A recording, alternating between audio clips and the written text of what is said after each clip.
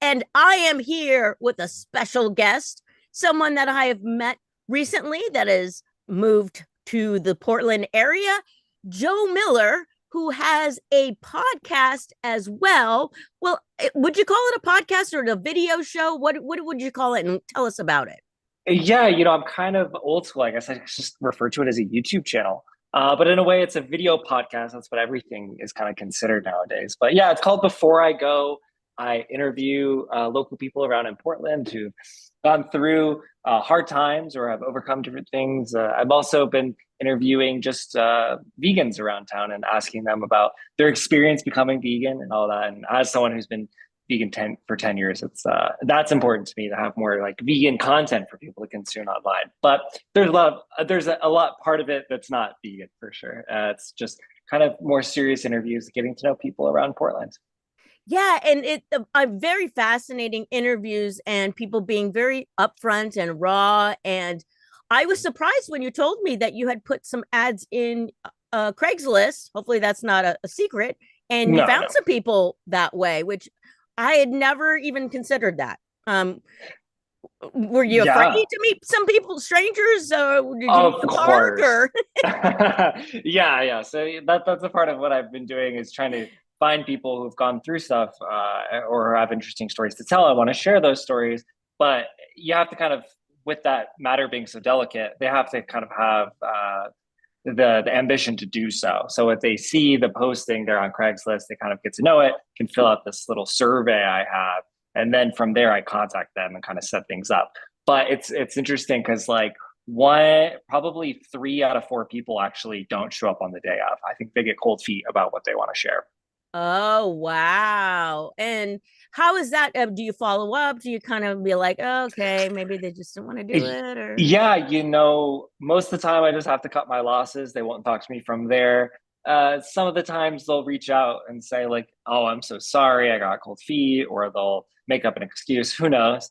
But Mm-hmm. it's a thing where it, it's delicate matter, and kind of people wanting to be honest and sharing that online. And I think a lot of people understand that that can be really helpful to other people who are going through similar things. Like with being vegan, there's so many people who feel really alone being vegan. And if they can even just spend an hour virtually with someone talking about their experience being vegan, how it's also hard for them, and things like that, and that with all of the different subject matter, then you can feel a little less alone in the world, and they feel compelled to share their stories for that reason. But other people, they it's tough to do that. It's tough to open up about serious subject matter. It is, and a lot of people, maybe they don't, maybe they have family members that don't know about certain things, and they want to keep it secret. And I know people that have had podcasts where they don't say who it is that they're interviewing for those very reasons, because there might be a delicate matter or something. They want to share their experience, but they just don't want the whole world to know like what they've done. So you know so that's what but podcasting with video, like you get a face. I like the face. I like to know who I'm talking to or who I'm listening to. It's just it makes it more interesting. Otherwise, it's kind of like a old timey radio where I guess you have to envision who you're seeing, think listening to. Definitely. I've talked to people who go, "I'll do it if you just don't show my face." And I totally get where they're coming from on that. And I've thought about those different ideas of doing it just as an audio podcast. But I think I want people to feel so comfortable with their stories that they're sharing with the world that they're willing to own it with their face. And I think a face just adds so much truth and character to a story. So the documentation of only the audio without any identity or anything like that hasn't compelled me so far. Because I want people to feel comfortable really owning what they're saying and feeling comfortable sharing it with the world. Because if they're half baked about it, they could be lying, they could be this and that. So Yeah, exactly. Okay, and tell us the name of the the video show again. I keep calling it yeah, a so it's video called podcast.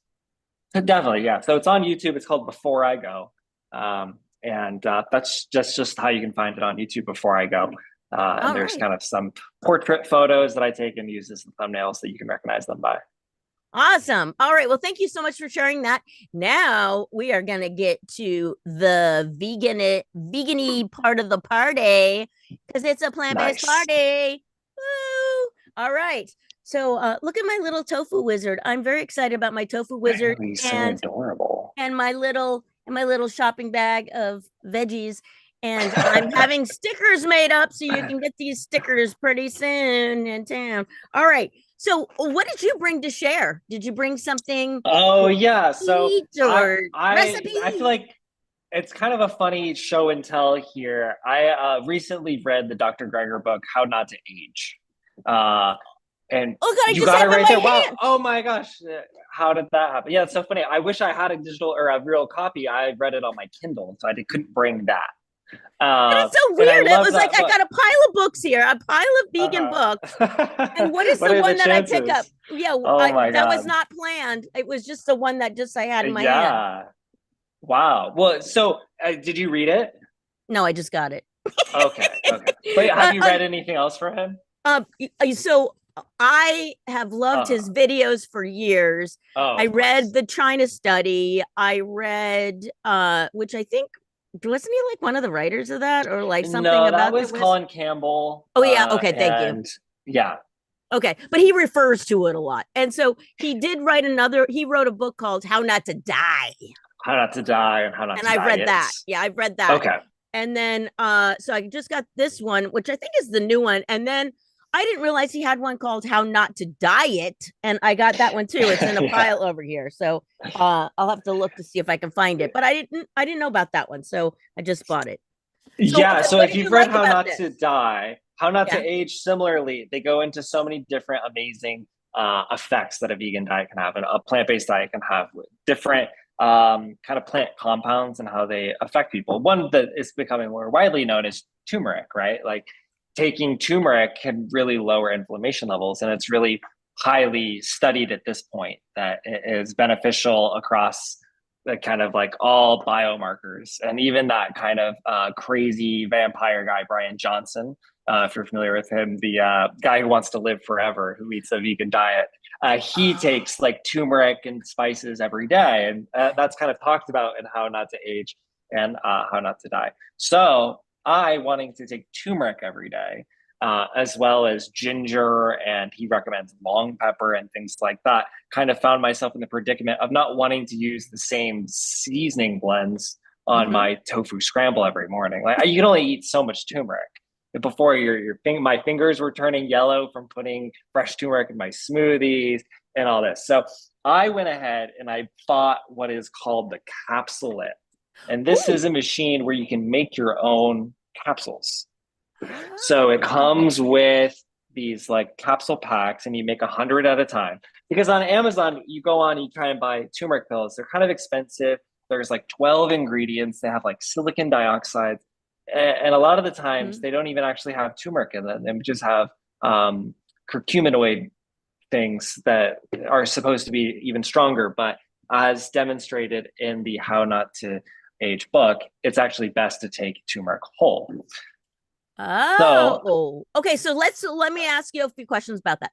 So, yeah, one for people that are new to veganism, they may not know that those capsules are oftentimes made from gelatin, which is from true. hooves, or Mm-hmm. some other kind of meat bone thing. And So, bones and hooves and things like that. yeah. Yeah. So, vegans, vegetarians always look for the ones that are the veggie caps. So, when you look Yes. at something and you think like, why isn't this a vegan product? It's probably because the pill itself is gelatin based. So, I have Mm-hmm. bought those as well. So you can get those on, but I have tried to fill mine manually. So you can get these little spoons, and Oh yeah, you were I doing have the the little really spoon, long spoons and that takes an that takes eternity. forever. Yeah, you can't do it. It's tough.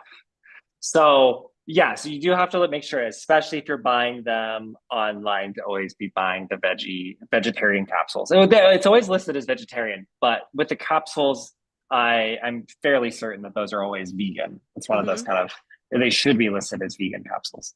And same goes for this. The company that I bought this from for the make your own capsules, they offer a gelatin one, and I just made sure to buy the veggie capsules as they put Mm-hmm. it on this. And so I kind of wanting to take all of these spices and looking at how costly it would be on Amazon, and I'd be getting 15 bottles a month kind of delivered to the door. It would be really expensive. I want to live a healthy and long life.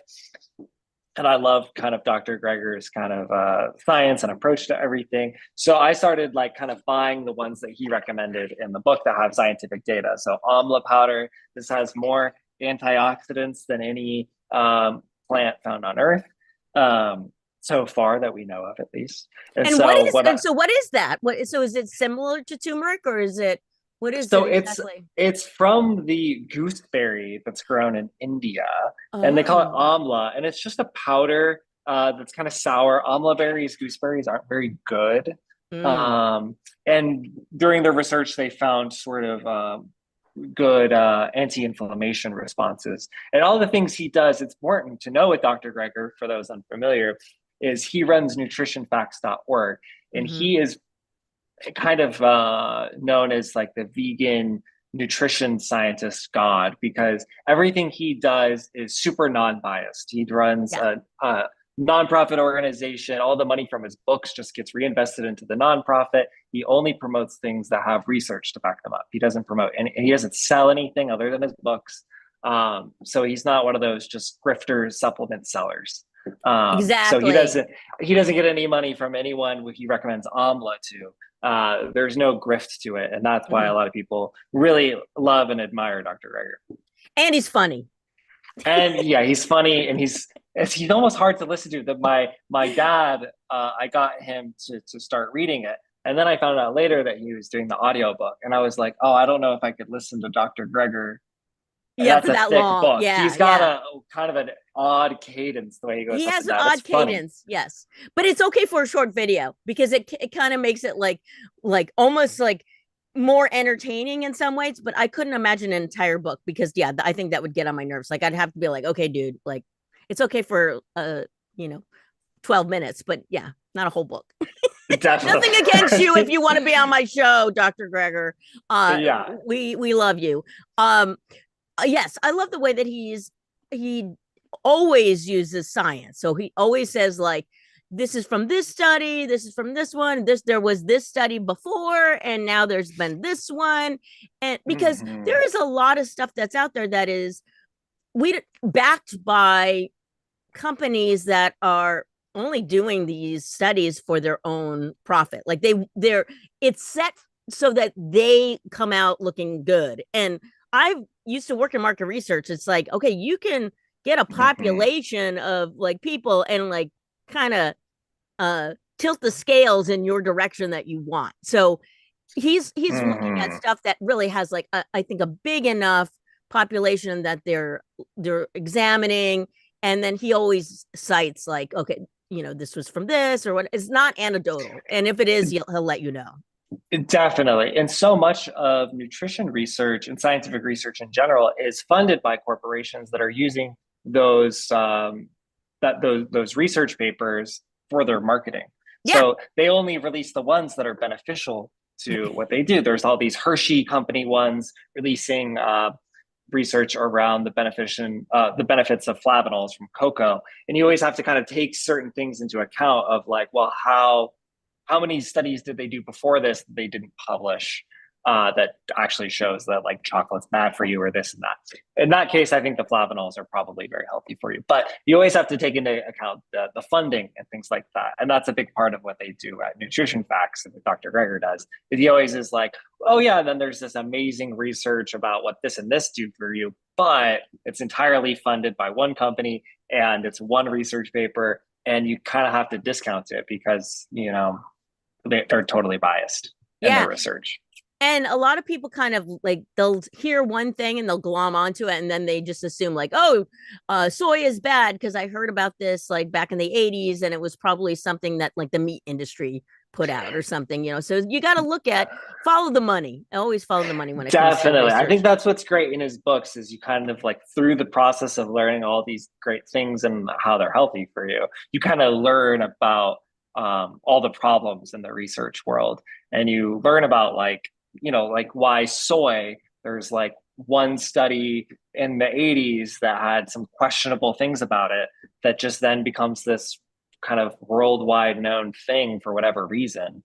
And now there's all these sort of all this misinformation around soy and estrogen and it's terrible. But you learn a lot about that when you read his books. I think they're some of the most informative and educational plant-based nutrition that you can read about, because so a lot of people don't feel comfortable, going vegan because they fear they're not going to be getting all their nutrients. But when you learn about people who eat whole foods plant-based diets and how they're thriving, living longer, and all these different things, then you feel a lot more comfortable continuing your vegan diet. Yeah, and it's always funny, the people that are so concerned about the vegan diet not having all these things, they're eating, and I'm generalizing, but a lot of times Mm-hmm. they're eating a heavy meat-based diet, which has hardly any fiber at all in what they're eating. So they're probably getting fiber from, like, who knows, toast? I don't know, not If much. even. Yeah, Yeah. yeah.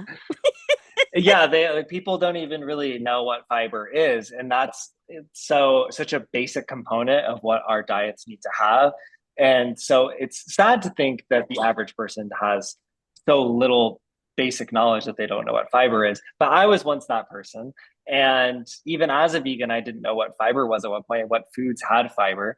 But through this kind of time I've spent reading about nutrition, now I feel very confident in my plant-based nutrition, which gives me confidence to no longer then do what a lot of, I think, early starting vegans do and start associating everything bad in their life with falsified ideas around protein or nutrition.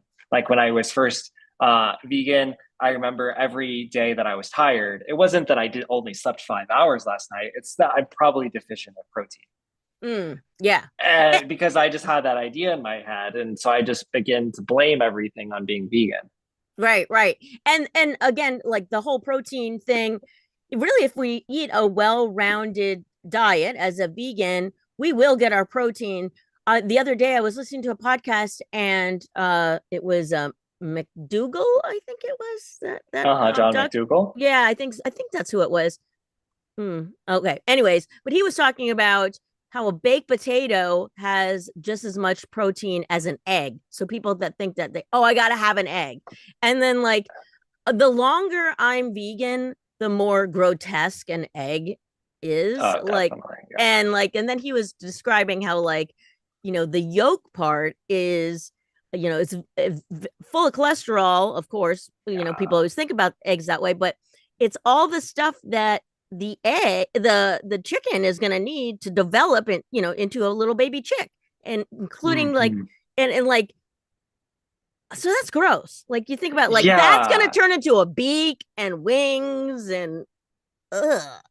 Especially when you see Yeah. that little blood, like, floating in there, like, ugh. And and what did cows and chickens eat that then would formed those kind of cholesterols and things like that, which are then to form chickens? They ate plants. So plants have plenty of protein in them, enough to sustain and create life as they do. Life starts with herbivores eating plants, and then, carnivores come in and eat those, and they take on that. But it's so simple that plants have enough protein. But you have to have, I think, that confidence, because there's so much misinformation about protein in the world. And in How Not to Age, that book you have there, there is a lot of really interesting information in there about protein and the concerns around eating too much protein, Mm-hmm. and how that's actually what they do, and the kind of extremist in the sense of trying not to age and age as little as possible. There's actually a lot of good research in there about restricting your protein. Uh, Mm-hmm. which is kind of a new thing. I think a lot of people even just hear those words and kind of crumple up in fear. The idea Yeah. of eating less protein. Everyone's so protein focused. Well, it goes against the, like, quote unquote American diet of, like, dairy, cheese, meat. I mean, that's what the American diet is so based around. And people think, like, oh, and then there's diets like keto and things like that that are Mhm. more like around protein based. And yeah, people may lose weight, but they're gonna probably just gain it back anyways, because and then what is it Yeah, doing to their body long term? I don't know. Like, so that's the concerns right now with the popularity of the carnivore diet. Is there's no research about that uh, over a long time period, and it's probably, with what we do know about nutrition, not going to be good. Um, yeah. Oh yeah, and So it's like the guy that was into running. I think didn't he die of like a heart attack or something? So you never know. Like yeah, yeah, yeah. And there's like the always thing that you think is so healthy. I don't know if that was yeah, the carnivore what diet caused gets him, but promoted a lot online with different influencers. And my favorite Instagram is the Carnivore Cringe, which does what they do is, there's all these people on Instagram who are like eating a stick of butter and they're like, I've never felt better what? in my life. Right. Yeah, the carnivore Instagram, for those people who know that out there. It's terrible. I hate that my feed shows me that, but I have the negative personality of watching the things that I don't like. So my feed's not vegan; it's like carnivore, and it's all the people I hate. And But because there's these popular carnivore influencers, people try it, and they go on like Reddit and other social media platforms to talk about like what they're experiencing. And Carnivore Cringe collects the ones that are bad. So it's all the Oh, people who are like, I've had diarrhea for 4 weeks. When will this stop?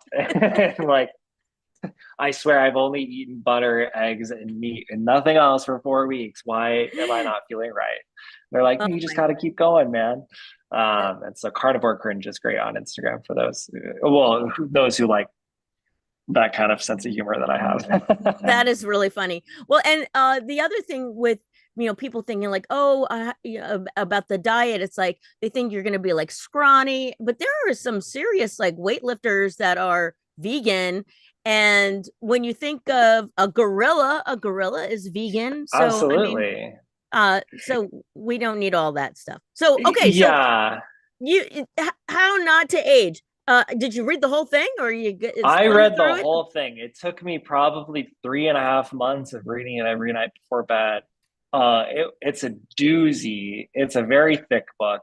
Uh, you can kind of check it for me there. How many citations are in that book? I think, if I remember correctly, it's 11,000 or even more Oh, citations in that book. So almost a wow. third of that book, I think, is just citation pages. Uh, it really speaks to the science in there. It's almost too full of science. Like he goes on and on about all these different studies, sometimes that only because there's like these certain supplements that get sold online that are like anti-aging, and then he'll talk about how, well, that compound has only been proven to extend the lives of fruit flies. And he like shows that study and how that works. And it is like there's so many studies in there that he shows that it's like that only extended the lives of fruit flies. And that's always kind of where the scientific research starts in aging, seemingly, is if it extends the life of a fruit fly, then it kind of goes along in the chain of different research. And sometimes Wow.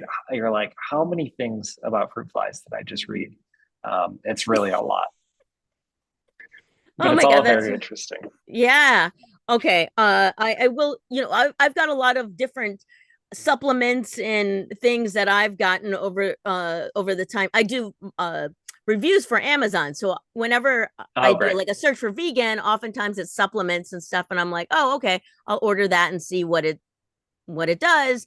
And Yeah. some of the stuff I'm like taking, I'm like, I don't think I ever remembered this guy, Gregor, talking about this. I got to check the book and see what what it is. Maybe this is just some YouTube craze or something that I'm partaking in. Definitely. I think a good rule of thumb to have, at least that I have, is anytime I come across a new thing, I get kind of excited about it. Could be snake oil could be the next big thing. I go on the nutritionfacts.org site and I search it in their search bar because they have transcriptions of all of his videos. So Mm-hmm. if you look like turmeric, then you can go see all these different studies that he talks about with turmeric and why they're healthy. But then if you search for like CoQ10, you'll see like the lack of thereof. So I think it's a good rule of thumb to have his stamp of approval on Yeah. whether or not it's a supplement you should take, because he's pretty conservative with what he says you should take, only if there is proven scientific research behind it. Yeah. And no, this turmeric thing, if I remember correctly, and this is again from my memory, so I don't know if it's completely true, but I think he said it like you only need like maybe like a teaspoon or a tablespoon of it each day or something like that. And again, Yeah, you were saying like, okay, how much turmeric can I put on stuff? Do you use like a yellow curry that has turmeric in it and other spices? I think before I used to do like yellow curries and I used to eat a lot of tofu scrambles with turmeric on them. And I was buying from the Asian market. They actually sell very cheap turmeric root in Yeah. packages. And I was shaving that up and just dropping it in a smoothie. Um, so I was doing that. But now I'm kind of, now that I have the capsules that I've been making, I was kind of sick of that turmeric flavor. Yeah. And now I don't put it in anything. And it's a nice reprieve from it, except for Mm. sometimes little tofu scramble. It's just nice for it to be yellow. I don't know why. It's a psychological thing.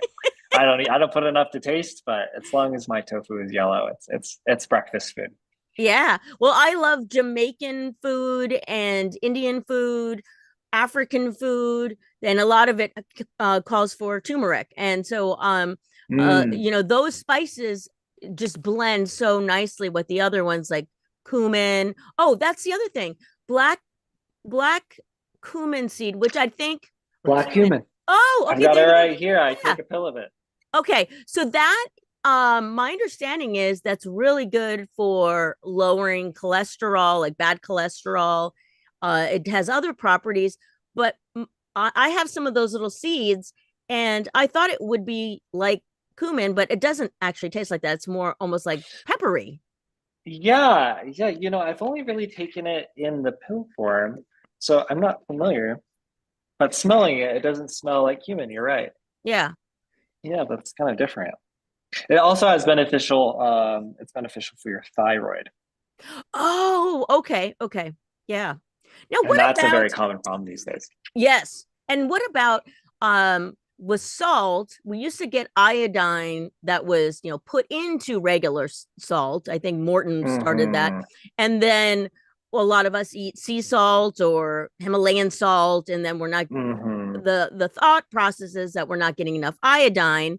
I have interviewed people that are really into sea moss, and that has iodine.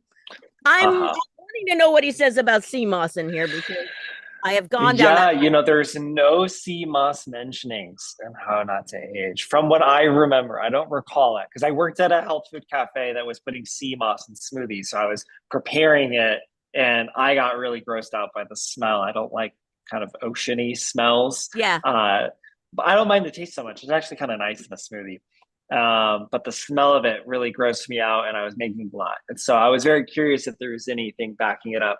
I don't recall CMOS coming up in the in How Not to Age. Okay. What But about shellac? Okay, I call it shellackajax, but that's not what it is. It's hmm, shellajack or something. It's this tarry looking stuff that it's supposed to come from some region. I don't remember where. And interesting. it looks like a tar. I'll have to. That's one of the other things I'm going to look up in here because Is it the like mineral dirt stuff? There's a I think company in so. Portland selling it, and it tastes terrible. Yeah. Um, yeah, I tried it at a farmer's market. I was not a fan, but I don't remember the name of it either. Yeah. That didn't come up either, I don't think. But Okay. I think a lot of the studies are usually around spices and herbs. And so I'm not sure Mm, because that was almost like a mineral or a exactly. Yep. Yep. soil or something. That was kind of, Yeah, it's yeah, almost that's has a like new a thing. molasses quality, but more like tar meets molasses, but without the flavor or something. I don't know. Yeah, yeah. If it's the same thing I was thinking of, it was terrible. Yeah, yeah.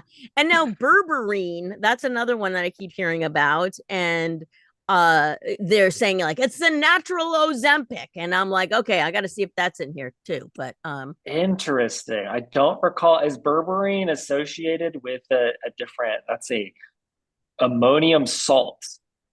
No, I don't recall that being in there. okay. Okay. But in the How Not to Diet section or How Not to Diet book, there's a lot of interesting information around these kind of diet hacks Okay. Okay. I'm gonna look that you into can that. learn about. And that one that one I read a long, long time ago. So I don't recall as much. So possible berberines in that mix. But he does in How Not to Age. It's a lot about how great berries are. Berries are an important part of your diet. Turmeric, long pepper, black cumin, clove, rosemary, all these different Oh, spices. rosemary, really? Yeah, rosemary is a powerful antioxidant. And so, and a thing that he goes into as well is the kind of polyphenols that are in these. These are kind of these certain compounds in plants that act as anti-inflammatory. And there's this like magnification factor that they're kind of researching right now, where the more diversity of your plant diet, the more those polyphenols almost like multiply and help each other. So Mm. having a diet rich in plant foods, not eating the same ones constantly, but having a variety of at least 30 plant foods in your weekly diet is an important part of the anti-inflammatory and health processes in the body. And I just so, was yeah, I was just recently seeing this thing on Netflix. It was like a movie about like gut biomes or whatever.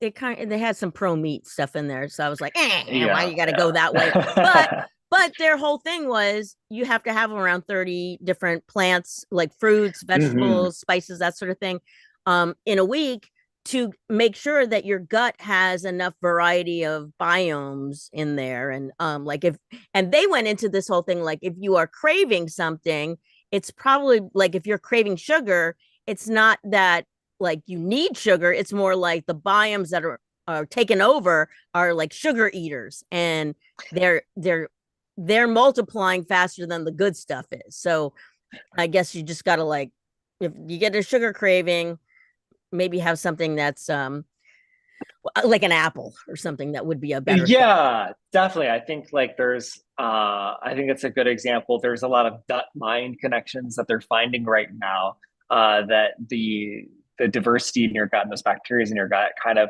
there's so many billions, perhaps trillions of them, that those connect very much so with the rest of even your moods and thoughts and feelings. There's more research behind that, which is really compelling and interesting. And it's kind of I think a telling thing. There's a lot of kind of influencer content around like listening to what your body feels and eating that, and people using that as a rationale to eat meat.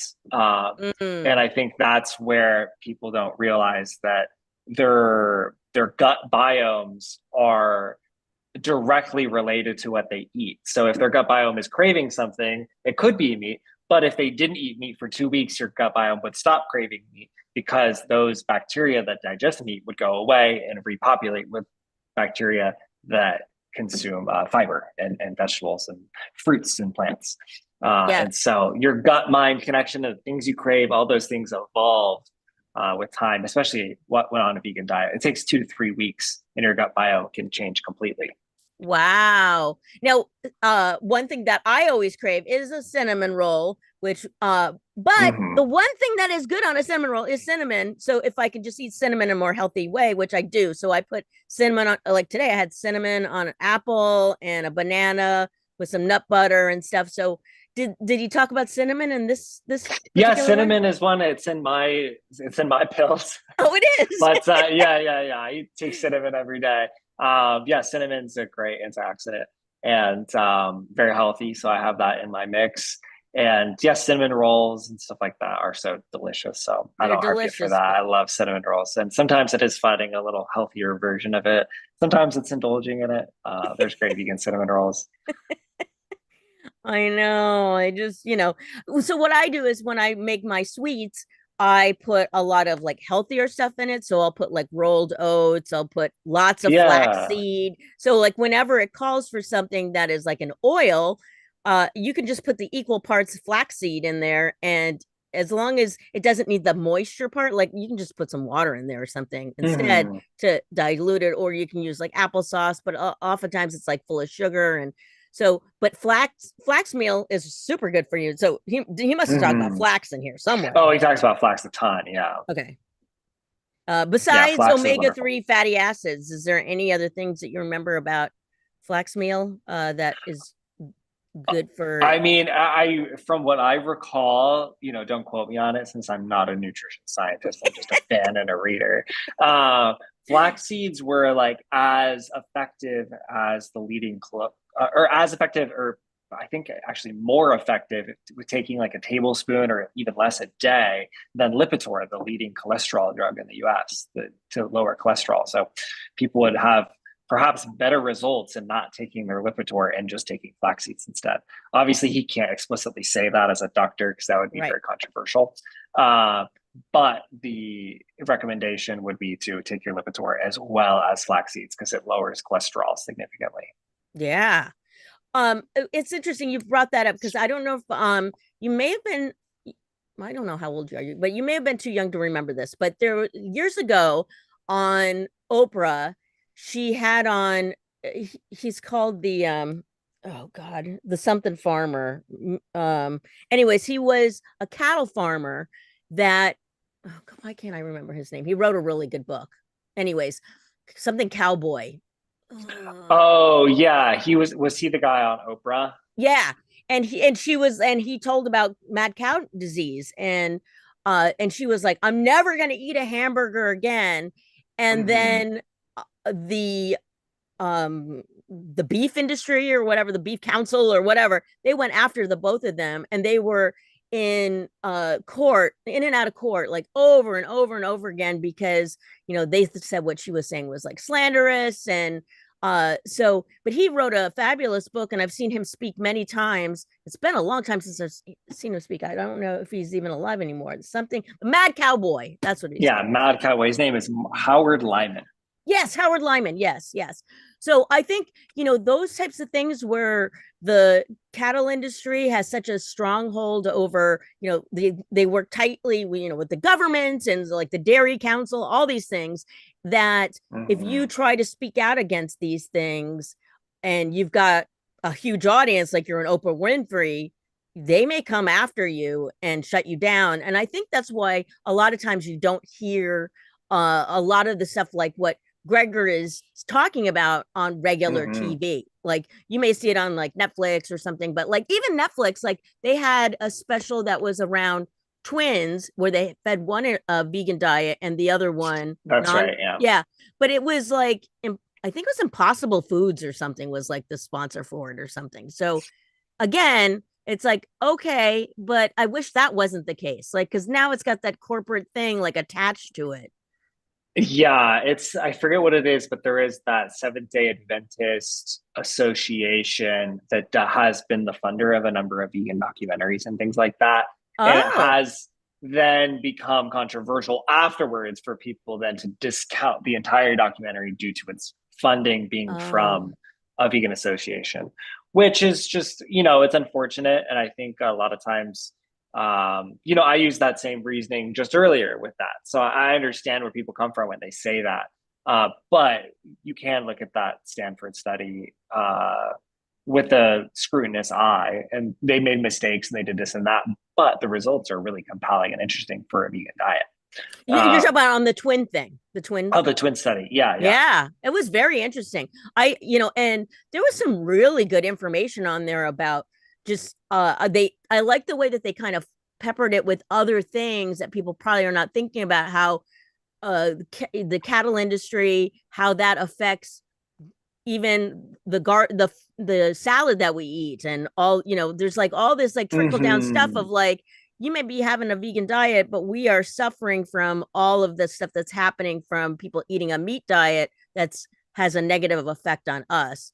So everybody Yeah, just absolutely. When I think a cool thing that because I wasn't a huge fan of that documentary and the way they put it together, but a thing that I really enjoyed was them showing someone who was not eating a vegan diet and then was selected to do so, I think for it was like a month or two. mhm. But that's often the hardest time period for someone to go vegan who becomes interested in it because they don't really know what to eat. They're maybe hungry, they're having problems figuring out all these new foods and all this fiber, maybe they're getting gassy and things like that. Yeah. And they kind of don't shy away from that all that much in the documentary. They show people going through change, but they show at the end how they're like, yeah, I could keep doing this. It's not that hard actually.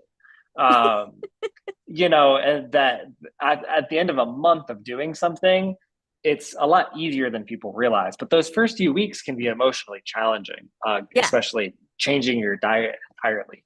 And I like that they documented that because I think that's a thing that prevents a lot of people from staying vegan. Yeah.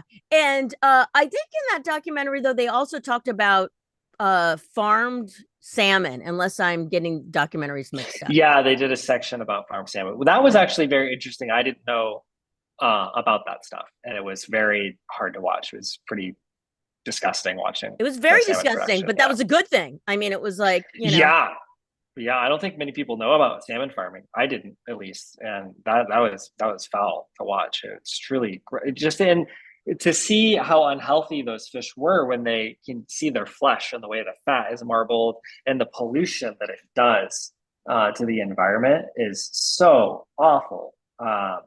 And so seeing that, I think, because that's one thing that I personally, when I walk around and I see a restaurant that says like sustainable sushi and things like that, the irony in saying those words. Um, and I think people see that marbling on fish or so and get kind of grossed out by it when they actually really see the background of it and yeah. the true story. Yeah, and then it's like now to think about like eating sushi and it's like that's not even cooked and like God knows what's so gross. I mean, Yeah, it's I'm with so you there. disgusting. All right, well, I have kept you long enough, uh, Joe. So tell people again the name of your YouTube channel so they can check you out. Oh yeah, you can check it out at Before I Go on YouTube. Hopefully the channel is getting big enough to where that search finds you to where it is. But if you look up like Before I Go, it should pop up in the YouTube search with a couple of my kind of video podcasts I've done interviewing people around in Portland. Awesome. And if people are interested maybe in being interviewed or they know somebody that might be an interesting person for you to interview, how can they get in contact with you? Do you prefer Instagram? What do you prefer? Definitely. So I do have an Instagram. It's Before I Go PDX with underscores in between the words. And also in the descriptions of the videos, there is a contact email. It's beforeigo.interviews@gmail.com. They can find that in the kind of description of the interviews. And they can email me there and we can discuss the interview process and what that's like. Awesome. All right. And I've got a few announcements. So I'm going to be participating in some events coming up. I'm doing a free cooking demo in Portland, and it's actually going to be in Gresham. And then I'm going to be sponsoring this compassionate event that's coming up in September as well. And then I'm going to be putting on my own event in November. So I've got things in the works. So please keep in touch with my website, which I'm actually now finally adding things to because I've got events coming up. So it's if you go to savvyfrugalvegan.com and please watch all the things that are happening with my 30 days of giving up alcohol, and we'll see if I end up just giving it up all entirely. And I had a fabulous interview yesterday with someone who has been off alcohol and drugs for 24 years. So, and she's thriving and it's very inspirational. So if you've struggled with any kind of addiction, please take a look at that. All right, Joe, thank you so much for being on the show. Yeah, thanks for having me, Heather. I appreciate it. It's fun.